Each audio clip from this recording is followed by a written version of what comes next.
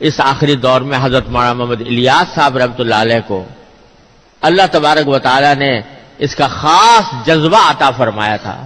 سینے میں ان کے اللہ تعالیٰ نے ایک آگ بھر دی تھی.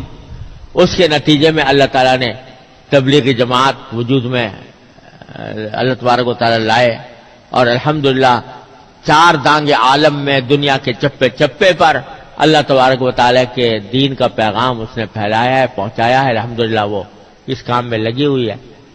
تو میں تو یہ سمجھتا ہوں کہ عام مسلمانوں کے لیے اس وقت اس فریضے میں شامل ہونے کا بہترین راستہ یہ ہے. بعض لوگ تنقیدیں بھی کرتے ہیں، فلاں خرابی ہے، فلاں کمزوری ہے، فلاں باتیں ہیں. ارے بھائی، معصوم اس آسمان کے نیچے انبیاء کرام کے بعد کوئی نہیں ہے. غلطیاں سب سے ہوتی ہیں اور کوتاہیاں بھی ہوتی ہیں. جب کام پھیل جاتا ہے تو اس میں افراد و تفرید بھی ہوتی ہے. یہ سب کچھ ہوتا رہتا ہے.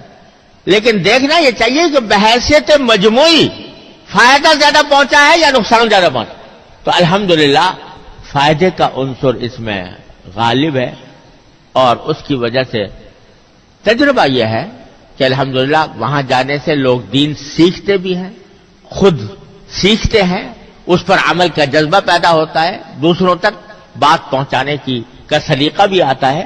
تو عام مسلمانوں کے لیے میں سمجھتا ہوں کہ اس کام سے اس وقت تعلق رکھنا اپنے دین کے تحفظ کے لیے اور سورہ عصر کی اس ہدایت پر عمل کرتے ہوئے نہایت مفید اور نہایت ضروری ہے.